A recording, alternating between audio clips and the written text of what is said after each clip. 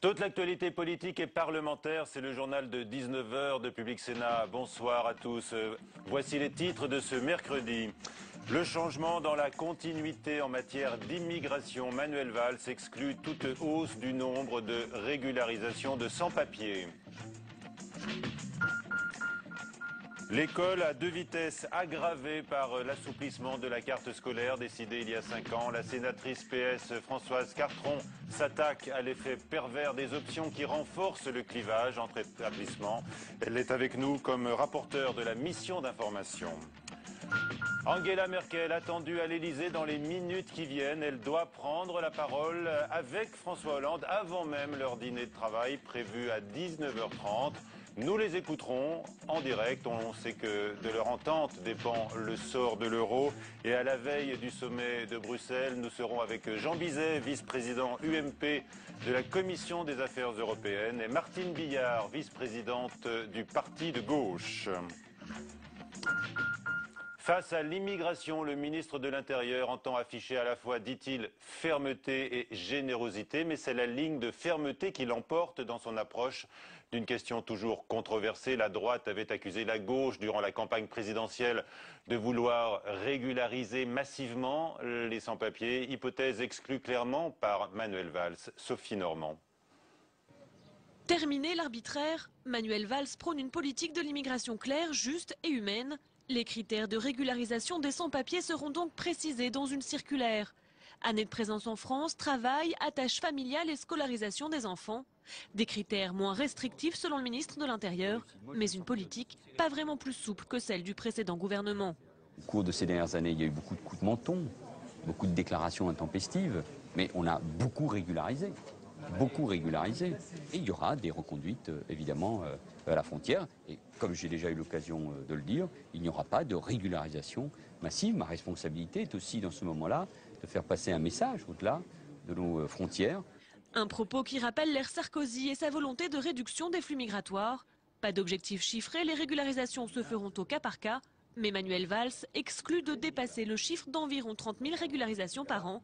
Un chiffre que réalisait le gouvernement Fillon. Du point de vue des chiffres, il se fixe lui-même des limites dans lesquelles qui l'obligeront à mener la même politique dans les faits que messieurs Besson, Sarkozy et Guéant et autres.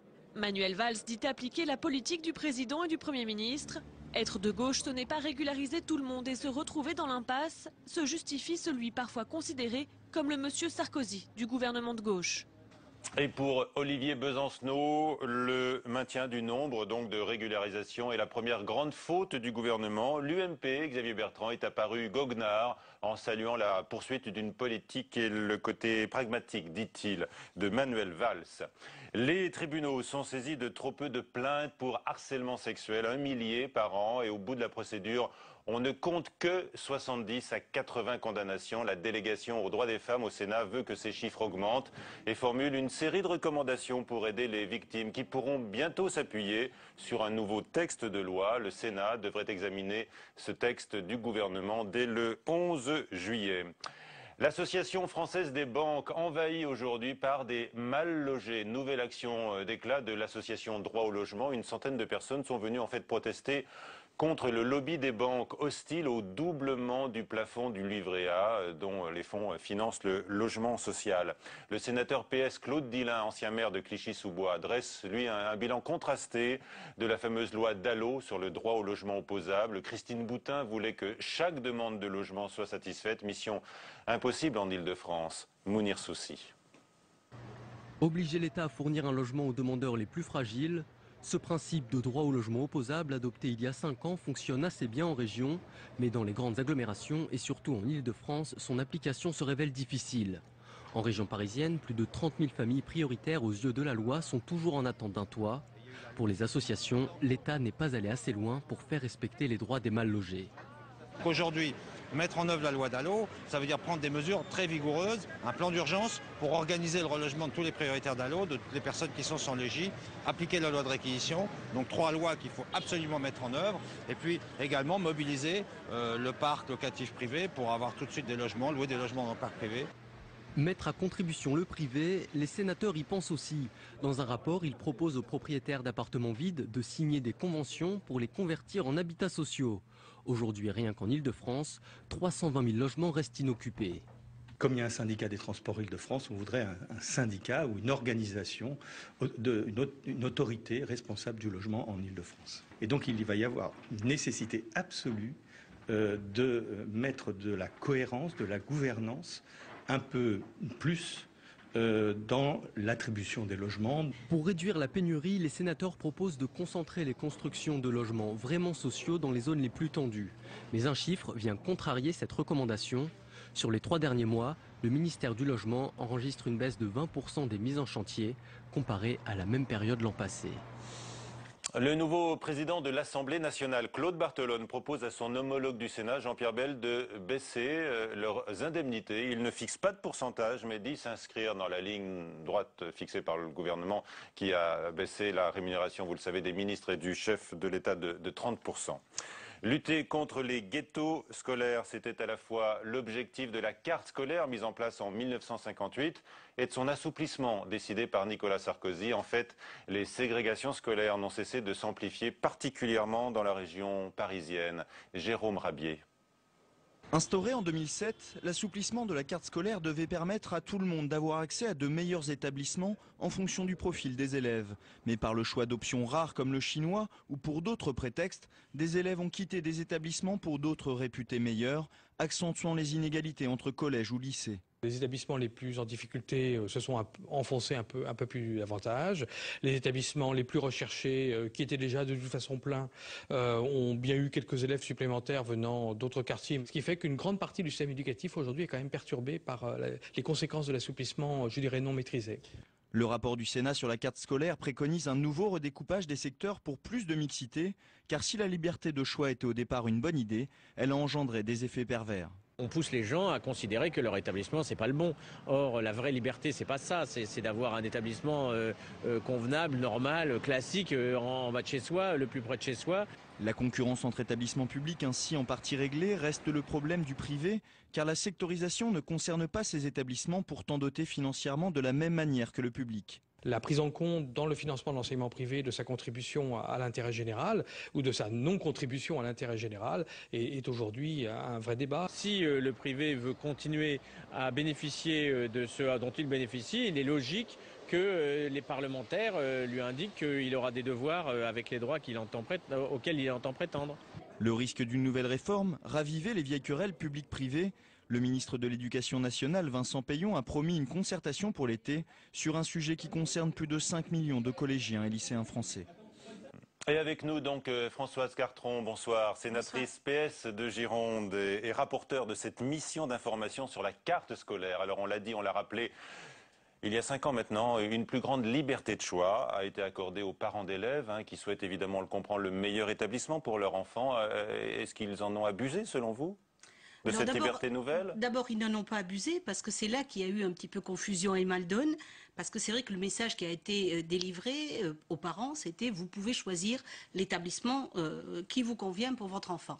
Or, en fait, les parents se sont heurtés à des contraintes qui étaient des contraintes matérielles, c'est-à-dire on n'a pas pu pousser les murs des établissements qui avaient déjà fait le plein. Donc il y a eu une espèce de frustration vis-à-vis des parents en disant on nous a dit qu'on avait une nouvelle liberté dont on ne peut pas en fait se servir. D'accord. Mais en même temps vous dites qu'il y a eu une plus grande ghettoisation des établissements. Voilà. Alors, outre ce fait qui valide les rapports qui disent qu'il n'y a pas eu de bouleversement énorme.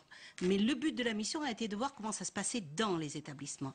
Et en fait, les dérogations qui ont été accordées, elles ont profité pour les établissements les plus favorisés à des parents très bien informés et pour des enfants qui aussi étaient issus de milieux très favorisés. Ce qui fait qu'au debout de la chaîne, on a limité la mixité sociale dans les deux établissements par le haut dans les établissements qui étaient les plus réputés et par le bas dans les établissements difficiles, parce que les quelques élèves qui étaient, je dirais parfois même en tête de classe ou les meilleurs, les parents ont fui ces établissements en pensant, par rapport à ce qui était véhiculé, qui n'était peut-être pas dans le meilleur établissement possible. Ce qui est véhiculé par le ministère de l'Éducation nationale, qui tous les ans publie un palmarès d'ailleurs, hein, ça fait à chaque fois de grands succès de presse pour les hebdomadaires qui publient c'est là que c'est très pervers le et que c'est classement des grave. établissements. Parce que je trouve, et on l'a entendu, que c'est le comble pour un ministre de l'Éducation nationale qui doit être garant de l'égalité de l'accès au savoir,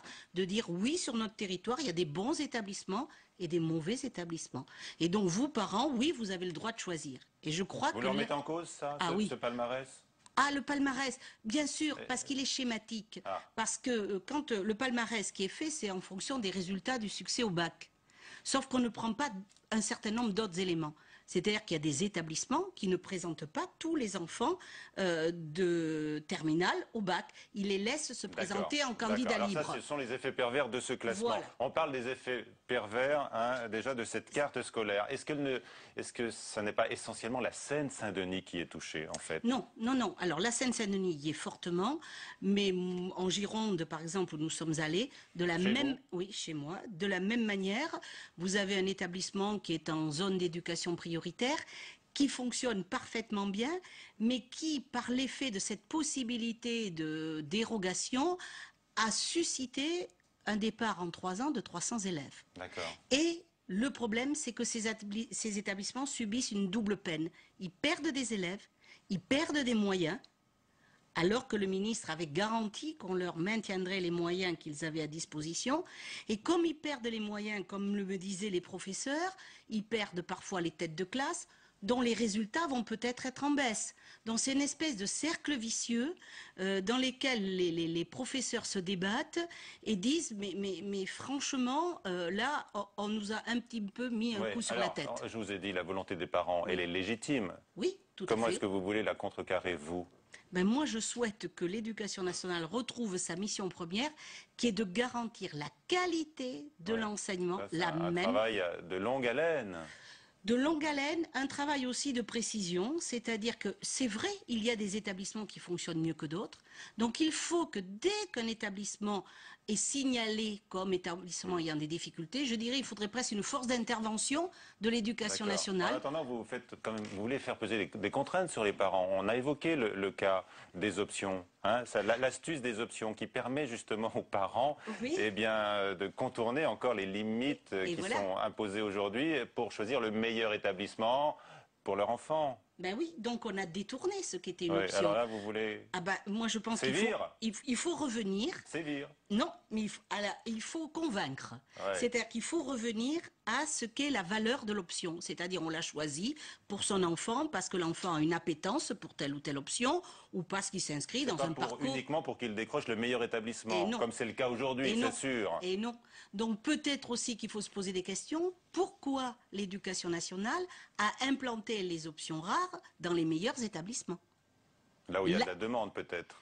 Non, ou le niveau scolaire. Puisqu'il contourne la carte. Bien sûr. Donc c'était pas forcément la demande. Bien. Est-ce que je voulais réserver un sort particulier aux établissements privés, comme je le lis dans votre rapport, au risque de rallumer la guerre scolaire? Alors absolument pas. Et d'ailleurs là, il y a une dépêche là qui était tombée du secrétaire général de l'enseignement catholique qui considère que la proposition est intéressante. Donc vous voyez, ce n'est pas la guerre scolaire. Vous voulez que le public et le privé soient sur un pied d'égalité. Voilà. Je veux que les mêmes détournements qui se passent soient de la même manière identifiés, que ça soit public ou privé. Mais je crois qu'au sein des établissements privés, il y a beaucoup de chefs d'établissement qui entendent. Mais oui, parce que... Mais d'abord, la question qui se pose, c'est est-ce que le ministre de l'Éducation nationale vous entend, lui? Bien, s'il regarde ce soir Public Sénat, très certainement. Certainement. Voilà, où on le fera passer la cassette. Très bien, merci. Et puis votre rapport. Et mon rapport, c'est fait. Merci Françoise Cartron d'avoir été avec nous ce soir pour ce sujet qui concerne tous les parents. Je pense. Merci. Autre information du jour, en matière scolaire, la justice enquête de nouveau cette année sur des soupçons de fraude au bac. Oui, 4 au total, des vérifications sont en cours. Donc pour savoir s'il s'agit de véritables fuites ou non.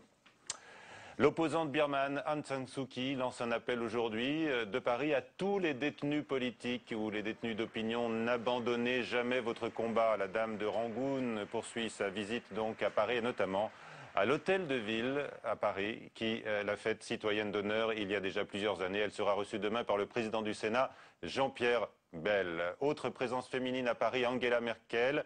Climat d'apparence aussi chaleureuse, mais la chancelière, on le sait encore, douchait aujourd'hui les ambitions françaises en se déclarant à nouveau tout à fait hostile aux euro-obligations. Et à l'instant même, on voit sur cette image le chef de l'État, François Hollande et Angela Merkel. Tous deux se retrouvent à l'Élysée. C'est une première pour un sommet en tête-à-tête donc. Et il est prévu une prise de parole avant même donc qu'il entre dans le bureau du chef de l'État. Manifestement, ça n'est pas encore le cas. En tous les cas, le dîner de travail est prévu à 19h30 et comme moi, je vois que le chef de l'État est assez hésitant. Il revient.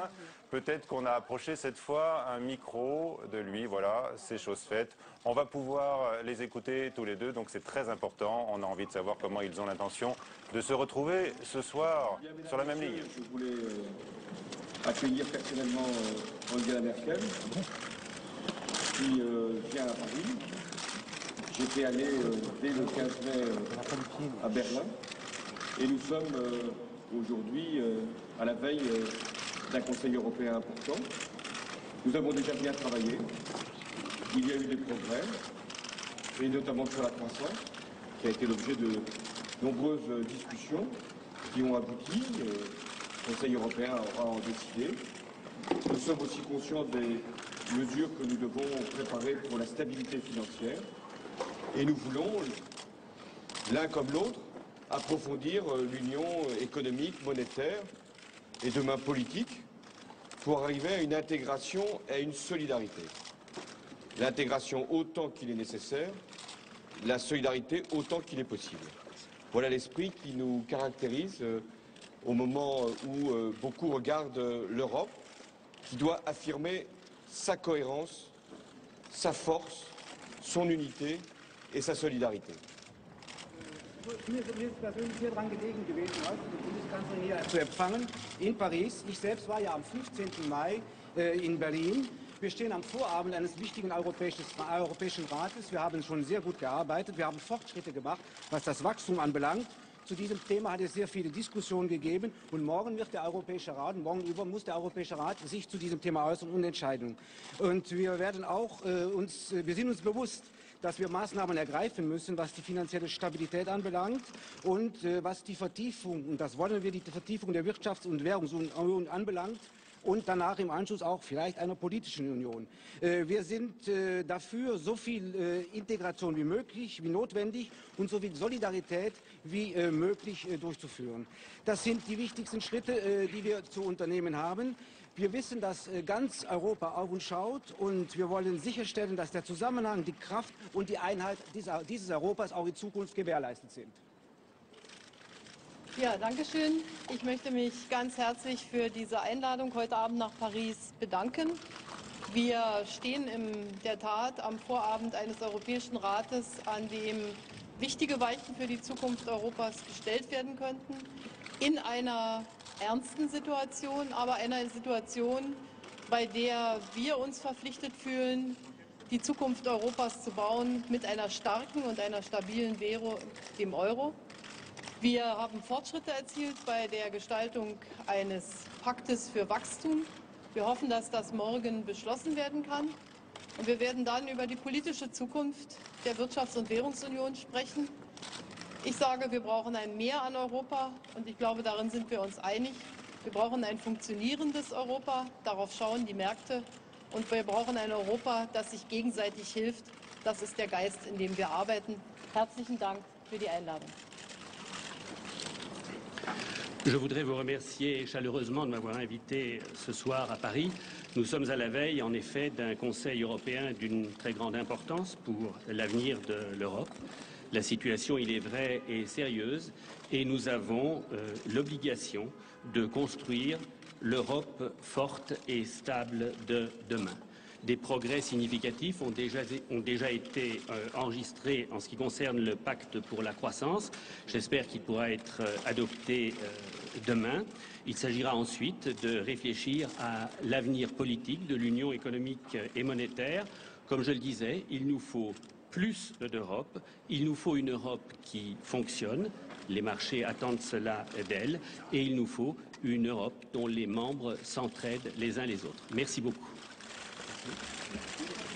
Nous allons travailler. Voilà, pendant qu'ils vont donc travailler, comme le dit le président Hollande, nous allons commenter ces premières déclarations de bonnes intentions avant donc ce dîner de travail à l'Elysée. Avec moi donc ce soir, je vous le disais, Jean Bizet, le vice-président UMP de la Commission des Affaires européennes, et Martine Billard, vice-présidente du... Co-présidente, oui, co-présidente, à côté de Jean-Luc Mélenchon. Du Parti de gauche. Merci en tous les cas d'être avec nous. Donc on le sait, on le voit ce soir, l'entente Hollande-Merkel, c'est bien sûr la clé de voûte de l'Europe et du sauvetage de la zone euro. Cela à la veille du sommet crucial de demain, comme l'a rappelé la chancelière. Qu'est-ce que vous avez lu l'un et l'autre dans le regard des deux là, qui opinaient alternativement, mais qui forcément n'ont pas forcément les mêmes arrière-pensées, Jean Bizet? Bien, disons que j'ai trouvé un discours et de l'un et de l'autre très équilibré, puisque François Hollande a d'abord parlé d'intégration, autant que possible, autant que nécessaire, et Madame Merkel a parlé de croissance. Oui. Donc discours équilibré. Mais aussi beaucoup d'intégration, elle réclame plus d'Europe, plus d'Europe. Hein. Plus d'Europe et plus d'Europe qui fonctionne. Voilà, Madame Billard. Moi j'ai trouvé qu'il y avait deux choses qui manquaient, c'est quels objectifs. C'est-à-dire, est-ce que c'est le problème, c'est uniquement de la croissance, ou est-ce que c'est une Europe plus juste, plus sociale, plus démocratique aussi, parce qu'il y a quand même un gros problème de fonctionnement démocratique de l'Europe. Et ça, à chaque fois, ça passe sous la table et on nous parle que croissance ou que répondre au marché. Parce que là, nous sommes dans une situation d'urgence, Jean Bizet. Situation sérieuse, comme a rappelé Madame Merkel, et je trouve que le mot est un peu faible. Moi, je trouve que nous sommes au bord du précipice. Nous n'avons jamais eu autant besoin d'une rationalisation, d'une union budgétaire, d'une union bancaire, et ça a été également souligné, à terme d'une union politique. Alors, on va voir exactement ce qui sépare, si vous voulez, la France et l'Allemagne, alors qu'aujourd'hui même, la chancelière a répété qu'elle était tout à fait hostile aux euro-obligations, donc pour mutualiser les dettes des pays européens. Je vous propose de voir ça avec Elisa Bertolomé. Elisa Bertolomé, donc, qui nous présente le différent et puis les points de rapprochement annoncé ce soir. Elisa Bertolomé n'est pas en mesure de nous exposer les divergences actuelles entre la France et l'Allemagne. Jean Bizet, sur le sommet de demain, on a beaucoup dit, on a répété de sommet en sommet, sans que rien ne se passe vraiment, que les chances étaient historiques. Cette fois-ci, au vu de ce que vous savez de la situation dans la zone euro, le terme n'est pas galvaudé? Je ne crois pas. On est véritablement à un moment clé. Je crois qu'il faut véritablement que la France prenne bien conscience des progrès qui ont été faits par l'Allemagne en matière de compétitivité, ce qui suppose de la France des réformes structurelles importantes. Et si elle fait ces réformes structurelles, on croit deviner très clairement, parce que la chancelière a plus que d'autres la volonté d'avoir une Europe qui fonctionne, elle l'a redit, eh bien, elle saura faire preuve de solidarité, mais pas de rebond, pas de mutualisation des dettes, parce que ce serait une mutualisation aujourd'hui du laxisme. Il faut que la France fasse ses réformes structurelles. Martine Billard, vous êtes en désaccord bien sûr sur les réformes structurelles réclamées notamment par l'Europe. Est-ce que vous voyez un changement, vous, dans le couple aujourd'hui que l'on a vu entre François Hollande et Angela Merkel et le couple précédent qu'on avait surnommé Merkozy? Sur la forme, mais pas sur le fond. Parce que, si vous voulez, moi je ne crois pas que ce sera un sommet historique, ça va être comme d'habitude. Si on va reproposer les mêmes recettes qui ne fonctionnent pas, parce que quand vous regardez après la Grèce, vous regardez l'Espagne, ce sont les mêmes recettes. L'Espagne a dérégulé son marché du travail et l'Espagne continue dans la crise de plus en plus. Les taux d'intérêt n'arrêtent pas d'augmenter et aujourd'hui, l'Espagne fait appel effectivement à l'Europe. Donc on continue avec les mêmes méthodes qui ne font que entraîner les pays les uns après les autres, domino après domino finalement, les uns après les autres dans la crise. Donc la seule solution, ce ne sont pas les eurobonds, que par ailleurs Mme Merkel ne veut pas, c'est le fait que la BCE prête directement aux États au lieu de prêter aux banques. Que dites-vous de la nécessité d'une union politique plus forte, justement, maintenant que nous avons cette monnaie commune et qu'il faut peut-être corriger les défauts du départ? Mais ça dépend pourquoi faire. Si c'est une union pour faire plus de justice sociale, pour aussi prendre à bras le corps l'urgence écologique, parce que c'est aussi une des thématiques qui disparaît totalement. Et donc, par exemple, une des solutions par rapport aux délocalisations, à la désindustrialisation de l'Europe, c'est aussi qu'il y ait des normes environnementales plus Alors on parle stricte. d'union pour partager plus avant la souveraineté. Mais ça ne sert à Sur rien ce de point-là. partager la souveraineté si c'est pour être constamment sur la même ligne qui est la ligne de dérégulation, de destruction, de libéralisation absolue. Donc là, dans ce cas-là, nous ne sommes pas Jean d'accord. Bizet, est-ce que vous êtes parlementaire? Martine Billard ne l'est plus. Elle a été battue aux dernières élections à Paris. Est-ce que vous êtes partisan d'un contrôle accru, par exemple, de la Commission de Bruxelles sur les budgets nationaux? Mais nous sommes déjà aujourd'hui... Oui, mais aller plus loin. Mais C'est ce que réclame l'Allemagne. L'Allemagne réclame de nouveaux transferts de souveraineté. Mais nous n'avons pas le choix. Vous êtes pour? Je suis absolument pour la bonne raison, c'est que c'est un gage de sécurité vis-à-vis précisément des marchés. Et il y a un seul point sur lequel je serais d'accord avec vous, madame, c'est sur le plan de prêteur en dernier ressort de la Banque Centrale Européenne. J'ai fait plusieurs rapports sur ce point. Mais ceci ne peut se réaliser que précisément s'il y a davantage de contrôle et de partage de souveraineté. Quand on dit partage de souveraineté, c'est une souveraineté qui, en fin de compte, est accrue lorsqu'on y parvient correctement. Alors, donc, l'Allemagne réclame de nouveaux transferts de souveraineté. Notons qu'à l'inverse, Jean Bizet, vous allez pouvoir me confirmer, les parlements nationaux peuvent peser aujourd'hui sur l'exécutif européen, même l'obliger à revoir certains textes. Bien sûr. Comme cela, d'ailleurs, vient de se produire, un carton jaune, c'est l'expression à Bruxelles, sur le droit de grève. Ça va peut-être plaire à Martine Billard. Et ce sont les explications de Tam Tranui que l'on écoute sur ce sujet. C'est une première dans l'histoire de l'Europe. La Commission européenne s'est vue infliger un carton jaune. Le 21 mars dernier, la Commission européenne a proposé un nouveau règlement sur le droit de grève, un texte jugé ambigu qui risque de limiter le droit de grève pour certains travailleurs, les travailleurs européens qui sont envoyés dans un autre État membre pour une mission temporaire. Environ 1 million de personnes seraient concernées. Résultat, un tiers des parlements des 27 ont sorti leur carton jaune. Ces parlements, notamment le Sénat français, ont jugé que c'était aux États membres et non à l'Europe de se charger de cette question. Ils ont également estimé que le texte n'était pas assez protecteur pour les travailleurs. C'est une nouveauté issue du traité de Lisbonne, entré en vigueur en 2009. Les parlements nationaux ont la possibilité, dans un délai très court, 8 semaines, de demander à la Commission de revoir sa copie. Les parlements nationaux ont donc toujours leur mot à dire dans le processus législatif européen. La souveraineté des États membres marque un point. Voilà, donc alors qu'on a entendu tout à l'heure en direct sur notre antenne, sur le perron de l'Elysée, à côté d'Angela Merkel, François Hollande dire qu'il fallait et qu'il voulait lui-même approfondir l'union économique et monétaire. Nous allons voir la question du nouvelobs.com aujourd'hui qui concerne justement la solidarité en Europe face aux montagnes de dettes souveraines. Êtes-vous pour la création d'une dette commune à l'ensemble des pays de la zone euro? Vous avez répondu donc 79%, à hauteur de 79% non, Jean Bizet. L'union des dettes, c'est pas un sujet porteur dans l'opinion. C'est logique.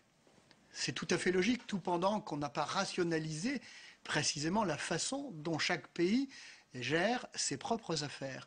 Donc, moi, cette histoire de souveraineté partagée, elle ne me choque pas, parce que souveraineté partagée, pour moi, c'est une souveraineté augmenter lorsque l'on travaille correctement tous ensemble. Très bien. Martine Billard, vous voulez en savoir un peu plus? Oui, parce que ça ne veut rien dire. Parce que évidemment, quand vous dites à quelqu'un est-ce que vous voulez être solidaire de la dette du voisin, il a déjà du mal avec la sienne, donc il va répondre non. Donc la question en soi, la réponse n'est pas surprenante. Mais ce qu'il faut vraiment informer et discuter, c'est sur les possibilités de sortie. Or, les possibilités de sortie, nous redisons, nous, que c'est le prêt direct de la BCE. Pourquoi? La BCE a prêté 1000 milliards aux banques depuis 6 mois. Peut-on dire où sont passés ces 1000 milliards? Et en fait, les banques les utilisent pas pour réinvestir dans l'économie, pas pour prêter aux petites entreprises qui ont des difficultés, pas pour prêter aux ménages, mais uniquement pour spéculer ou pour racheter elles-mêmes de la dette d'autres pays. Donc c'est sans fin. C'est sans fin. Et on en reparlera dans les heures qui viennent et dès demain, bien sûr, avec ce sommet de Bruxelles. Crucial et donc historique, on le dit. Allez, encore une fois. Merci à tous les deux. À 22h, Sonia Mabrouk, à suivre Question d'info sur LCP, Assemblée nationale. Bonsoir.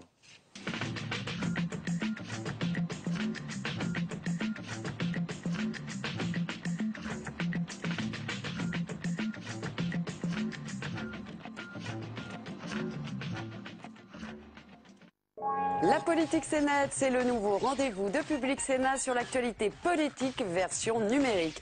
Tous les 15 jours, je vous propose de prendre le pouls des débats qui agitent la planète web, de décoder les stratégies des candidats sur le net. En 2 mots, je serai tout tweet pour rendre compte de vos conversations citoyennes sur les réseaux sociaux. La politique Sénat, jeudi à 18h sur Public Sénat. Il y a 50 ans, le 5 juillet 1962, l'Algérie devenait indépendante. C'était un instant de bonheur de voir la joie, de voir le déferlement d'enthousiasme. C'était extraordinaire. Les leaders de la guerre racontent à Benjamin Stora et Jean-Michel Meurice comment leur vie a basculé. Nous imaginions que nous allions tous rentrer à Alger, la main dans la main. C'était la lutte pour le pouvoir qui avait commencé. Algérie, l'indépendance aux 2 visages. Samedi à 22h sur Public Sénat.